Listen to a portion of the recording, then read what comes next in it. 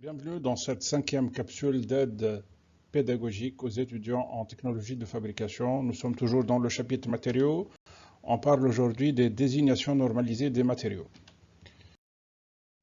Les matériaux qu'on va voir sont tout d'abord les fentes. Tout d'abord les fentes à graphite lamellaire et les fentes à graphite sphéroïdale, puisque ce sont des fentes à graphite, donc c'est des fentes grises. Et finalement les fentes malléables, les fentes malléabilisées. Ensuite, on passe aux aciers. Tout d'abord, la classe S et E, donc des aciers non alliés. Les aciers non alliés au carbone aussi, classe C. Finalement, les aciers faiblement alliés, les aciers fortement alliés. On passe ensuite à l'aluminium et ses alliages, et finalement le cuivre et ses alliages. Commençons donc par les fentes à graphite lamellaire. La désignation numérique, elle est du type, comme on voit ici. Tout d'abord, on commence par la lettre EN, la norme européenne. Ensuite, le symbole des fentes à graphite lamellaire. Et tout de suite après, un code numérique. On prononce cette désignation de la façon suivante. Fente à graphite lamellaire de code numérique 1020. On ne peut pas en dire plus. Par contre, si on a la désignation symbolique, elle va être plus significative avec plus d'informations là-dedans. C'est de ce type-là, c'est la même fente. Donc EN, toujours pour la norme européenne. GJL, c'est le symbole de la désignation symbolique des fentes à graphite lamellaire. Et 100, c'est la valeur minimale de la résistance de rupture en extension en mégapascal. Donc on lit ça comme ça, fente à graphite lamellaire ayant une résistance minimale à la rupture en extension de 100 mégapascal. Les fentes sphéroïdales de la même façon, sauf que à la place de la lettre L, il y a la lettre S, donc norme européenne, JS, ensuite un code numérique. Fente à graphite sphéroïdale de code numérique tel tel. La désignation symbolique, elle est un peu plus riche parce qu'on va avoir tout d'abord la norme européenne EN, ensuite le symbole des fentes à graphite sphéroïdale, ensuite la valeur minimale de la résistance à la rupture comme d'habitude, mais ce qui va s'ajouter, c'est la valeur minimale de l'allongement à la rupture par extension, parce que ce sont des fentes plus malléables que les fentes à graphite lamellaire, donc la norme prévoit de mettre le A%. On lit ça de la façon suivante, fente à graphite sphéroïdale ayant résistance à la rupture minimale de 350 mégapascal et un allongement minimal à la rupture, toujours par extension, de 22%. Les fentes malléables, toujours elles ont des désignations numériques plus simples et symboliques plus riches. Des désignations numériques, un exemple ici, donc EN JM 1010, norme européenne, JM pour les fentes malléables, 1010, un code numérique. On lit ça de la façon habituelle, fente malléable de code numérique 1010. Par contre, la désignation symbolique, elle ressemble à celle des fentes à graphite sphéroïdale, parce qu'elle comporte, en plus de la norme européenne, en plus du symbole, donc on va voir la lettre W, c'est quoi? La lettre W s'ajoute ici, donc pour dire que c'est une fente malléable à cœur blanc, W pour le mot anglais white, et ça désigne des fentes malléabilisées par le procédé européen. 350, c'est la valeur minimale de la résistance de rupture par extension en mégapascal, et 4, c'est 4% d'allongement à la rupture, toujours en extension. Donc c'est à peu près comme les fentes à graphite sphéroïdale, sauf que le symbole est différent. Au lieu de GJS, c'est GJM. Et aussi, il y a la lettre W pour dire cœur blanc, ou bien B à cœur noir, c'est-à-dire black. C'est une fente malléabilisée par le procédé américain. On lit ça de la façon suivante. Fente malléable à cœur noir ayant une résistance à la rupture minimale en extension de 350 MPa et un allongement à la rupture minimale en extension toujours de 4%. Passons maintenant aux aciers et commençons par les aciers de classe S et E. Si on prend par exemple l'acier S235, c'est un acier d'usage général ayant 235 mégapascal comme limite minimale de résistance élastique en extension. Il y a aussi dans la même catégorie les aciers de construction mécanique. E295, c'est un acier de construction mécanique ayant une valeur minimale de RE, c'est-à-dire résistance élastique en extension, de 295 MPa, mégapascal. On a aussi la possibilité d'ajouter un symbole de moulage, comme ici. On a un acier d'usage général mais moulé, on le sait à l'aide de ce symbole G qui précède, ayant une résistance élastique en extension de 185 mégapascales au minimum. Même chose pour les aciers de construction mécanique, ils peuvent être moulés aussi. Et de la même façon, on a cet acier. Passons aux aciers non alliés de classe C. La désignation est comme suit. Symbole de l'acier au carbone C, ensuite 100 fois le pourcentage de carbone. Donc on lit ça. Donc on peut ajouter aussi un symbole de moulage et on lit ça, acier au carbone moulé ayant 0,22% de carbone. On a un autre ici qu'on lit comme ça, C45, acier de classe C ayant 0,45% de carbone. Donc on peut dire acier au carbone ou bien acier de classe C ou également acier non allié ayant 0,6% de carbone pour l'acier C60. Donc, ce sont tous des termes synonymes. Donc, ce sont tous des aciers qui ont un pourcentage de manganèse inférieur à 1% et ils varient de l'acier doux à l'acier dur. Donc, aux aciers faiblement alliés. Donc, ce sont des aciers qui comportent au moins 1% de manganèse et pour lesquels la teneur de chaque élément d'alliage est strictement inférieure à 5%. Si un des éléments d'alliage atteint 5%, on passe aux aciers fortement alliés. Donc la désignation, expliquons ça à l'aide d'un exemple, 17CrNiMO6,1. Donc 17 c'est 100 fois le pourcentage de carbone, il est toujours multiplié par 100 pour éviter les décimales. Ensuite la liste des éléments d'alliage présents. Ensuite la liste des pourcentages respectifs des éléments d'alliage de la liste.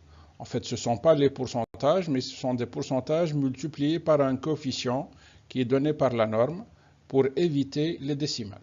La norme dit que pour les matériaux comme le chrome, le cobalt, le manganèse, etc., on a un coefficient de 4, 10 pour l'aluminium et compagnie, d'autres 100 comme coefficient et d'autres 1000.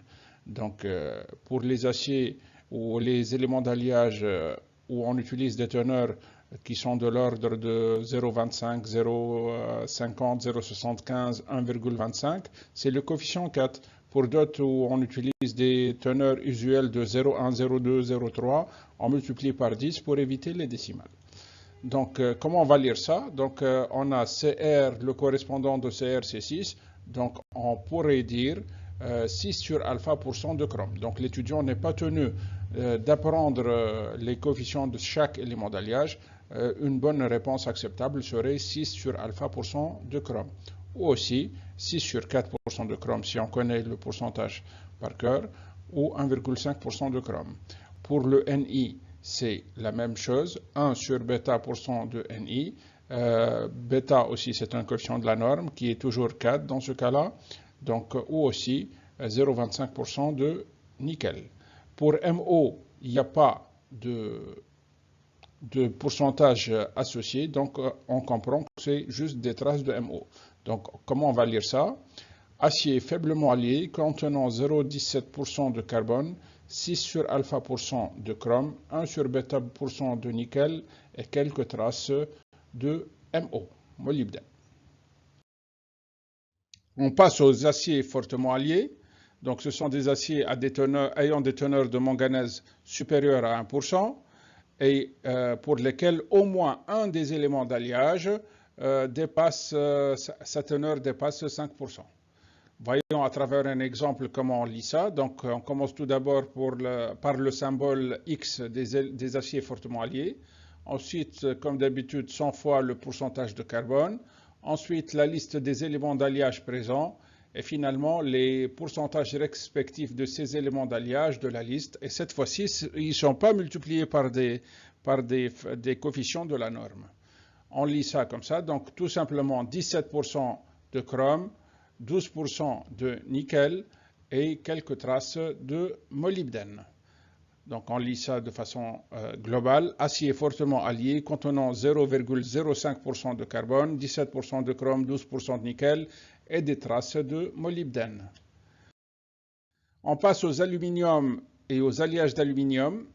Donc il y a une désignation numérique simple, comme dans ce cas-là, le EN désigne la norme européenne, A le symbole de l'aluminium ou de l'alliage d'aluminium, B désigne le moulage, alors que on peut trouver aussi la lettre C au lieu de la lettre B. Donc si on trouve C ou B, ça veut dire que c'est un aluminium ou un alliage d'aluminium moulé. Le 21 000 ici qu'on voit, c'est un exemple de code numérique. Donc on lit ça comme ça, aluminium ou alliage d'aluminium moulé de code numérique 21 000. La désignation numérique peut être assortie d'une composition chimique, comme dans ce cas-là. Donc le premier bloc, on le lit de la même façon. Ensuite, il y a le Al, symbole de l'aluminium, le Cu, donc un élément, Cu4, ça veut dire c'est un élément d'alliage et son pourcentage. Dans ce cas-là, c'est le cuivre à 4%. Mg, élément d'alliage, mais il n'y a pas de pourcentage d'associé, donc il y a des traces. Même chose pour le TI, élément d'alliage sans pourcentage, donc c'est des traces. Comment on lit ça de façon globale? Alliage d'aluminium moulé contenant 4% de cuivre et des traces de magnésium et de titanium. Bien, vous remarquez ici que dans la désignation numérique, c'est le même matériau. On a dit aluminium ou alliage d'aluminium parce qu'on ne sait pas, mais quand la composition chimique a été donnée, c'est clair que c'est un alliage, que ce n'est pas un aluminium pur. Les mêmes alliages et aluminium et alliages d'aluminium, on peut les trouver aussi sous forme courroyée, comme dans ce cas-là. On distingue le courroyage par la lettre W qui remplace les lettres B ou C.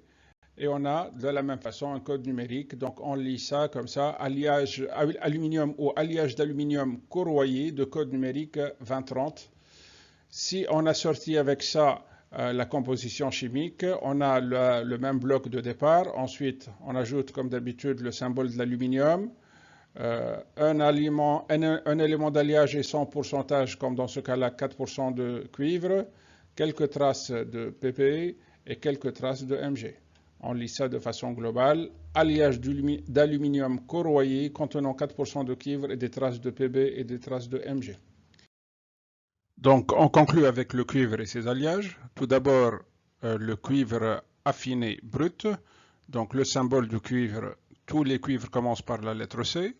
Si on a la lettre R, c'est le symbole du cuivre brut affiné.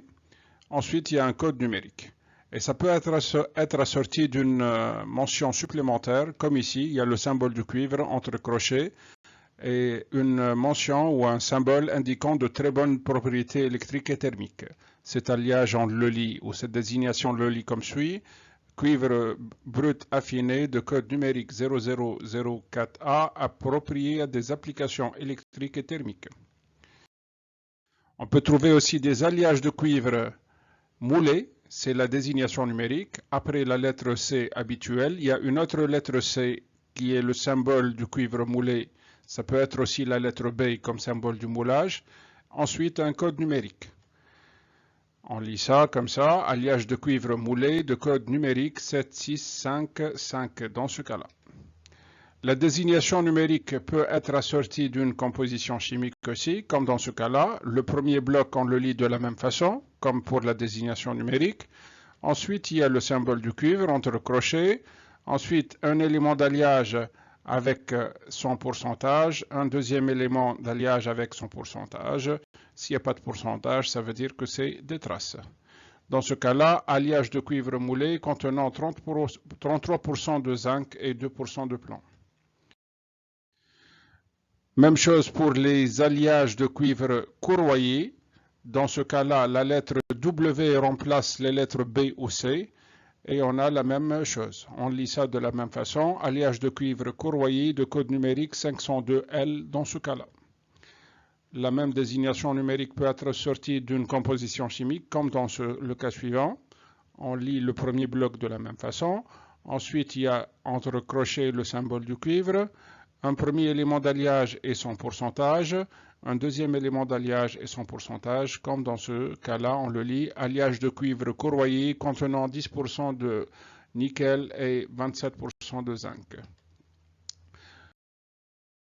Ceci conclut notre 5e capsule. Je vous remercie pour votre attention et je vous invite à consulter le site web ou la page Facebook pour plus d'informations.